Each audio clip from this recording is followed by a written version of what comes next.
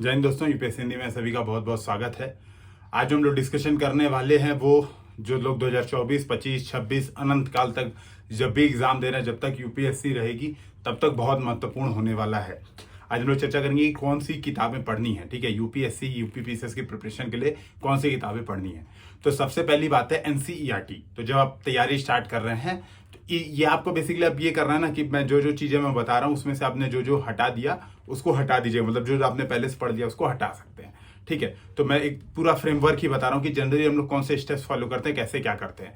तो सबसे पहली चीज है एनसीईआरटी। तो जैसे मैं जब थर्ड ईयर में था कॉलेज के तो मैंने एनसीईआरटी पढ़नी स्टार्ट कर दी थी और मैंने उसको ढंग से कवर किया था। तो सबसे ज्यादा महत्वपूर्ण है एनसीईआरटी। कौन कौन सी पढ़नी है? तो लगभग 30-35 एनसीईआरटी है। वो जो बुक लिस्ट है वो पूरा वो आप नीचे कमेंट मत करिएगा, बार बार परेशान मत होइएगा। यूपीएससी हिंदी का टेलीग्राम चैनल ज्वाइन कर लीजिए। वहां पे टेलीग्राम चैनल पे ऊपर सर्च करेंगे एनसीईआरटी बुक लिस्ट, तुरंत वही आ जाएगी। एग्जैक्ट बुक डायग्राम के साथ सारी दिया है, क्योंकि 30-40 बुक यहाँ पे पढ़ने का कोई मतलब नहीं है। तो वो बेसिकली एनसीईआरटी आपको पढ़ना है। एनसीईआरटी से आपका बेस बनता है, बेसिक अंडरस्टैंडिंग होती है, आपको आइडिया लगता है कि बेसिकली हम क्या पढ़ने जा रहे हैं, किस चीज के लिए हमको डेप्थ में और ज्यादा जानकारी की आवश्यकता है। तो मैंने बताया सबसे पहले जरूरी है एनसीईआरटी। अब हम आते हैं बेसिक किताबों पर। जो बेसिक किताबें दोस्तों मैं कह रहा हूं वो प्रीलिम्स और मेंस दोनों के लिए बहुत ज्यादा महत्वपूर्ण है। खासतौर पे प्रीलिम्स के लिए सबसे ज्यादा महत्वपूर्ण है। तो जो अभी बता रहा हूं, तो जैसे जब आपने एनसीईआरटी पढ़ ली तब आप उठाते हैं बेसिक किताबें। अब बेसिक किताबें कौन कौन सी है तो नोट करते जाइए। जैसे पॉलिटी के लिए लक्ष्मीकांत है, आर्ट एंड कल्चर के लिए नितिन सिंघानिया है। ठीक है, फिर आपका जो मैं यहाँ पे मैंने नोट भी कर रखा है इकोनॉमिक्स। जो इकोनॉमिक्स है उसमें आप कुमार अमित सर के नोट्स पढ़ सकते हैं। मतलब मैंने कुमार अमित सर के नोट्स पढ़े थे, तो इकोनॉमिक्स के लिए ये हो गया। इन्वायरमेंट के लिए आप दृष्टि की क्विक बुक ले सकते हैं। ठीक है, तो इन्वायरमेंट के लिए आप दृष्टि की क्विक बुक पढ़ सकते हैं, वो बहुत अच्छी है। ठीक है, अब आपका बचता है जैसे आपका हिस्ट्री। तो हिस्ट्री के लिए आप स्पेक्ट्रम, जो मॉडर्न हिस्ट्री है बहुत महत्वपूर्ण है स्पेक्ट्रम, क्योंकि मॉडर्न हिस्ट्री बहुत ज्यादा वेटेज भी आता है, प्री और मेंस दोनों में बहुत ज्यादा वेटेज आता है।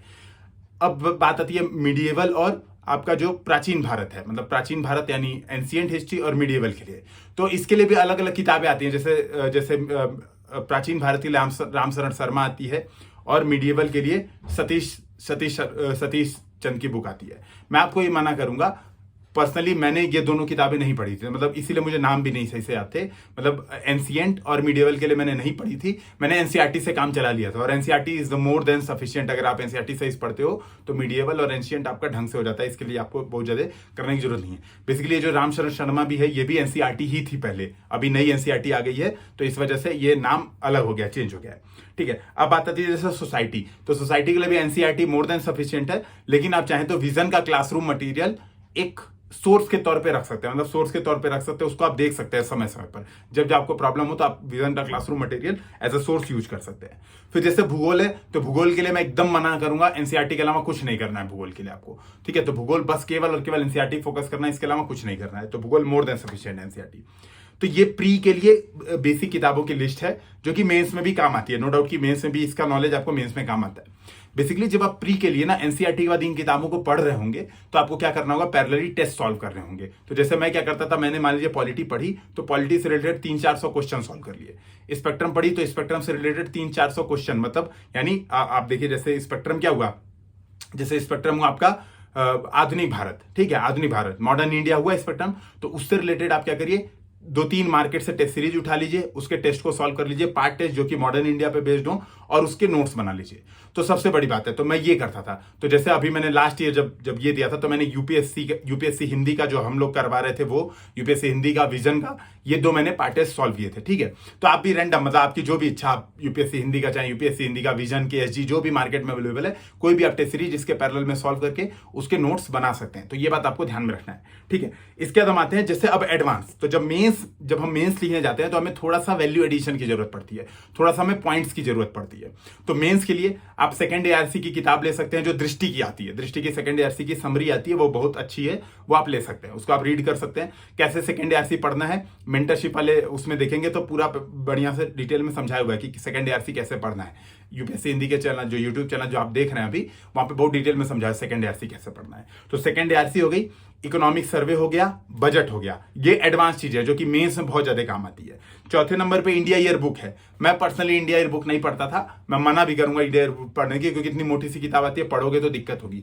उसकी भी समरी मिल जाती है दृष्टि पे, विजन पे, है ना। कोशिश करेगा यूपीएससी हिंदी भी शायद आपको अवेलेबल करा दे, तो बहुत सारे इंस्टीट्यूशन की समरी मिल जाती है, तो आप शॉर्ट में उसको देख सकते हैं। मैं पर्सनली क्या करता था, जैसे एक बार मैंने इंडिया ईयर बुक की जो समरी है ना वो पढ़ी, जैसे 2018 में जब पहली अटेम्प्ट दे रहा था तो मैंने पढ़ा था। उसके बाद मैंने क्या किया, अगली बार से मैं डायरेक्ट टेस्ट लगाता था। क्यों?